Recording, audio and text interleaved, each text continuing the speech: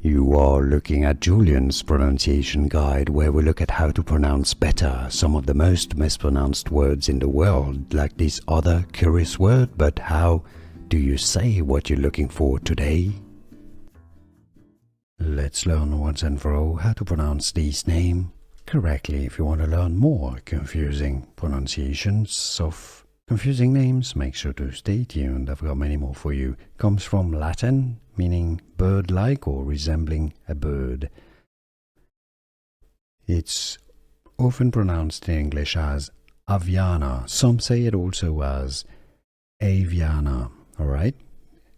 Avis, I believe it's avis, comes from Latin meaning bird.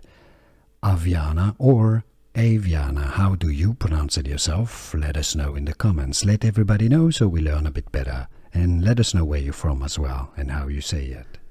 Here are more videos on how to pronounce more confusing words and names too many mispronounced. Like this video if you found it useful. I appreciate your support. I'll see you soon and thanks for watching.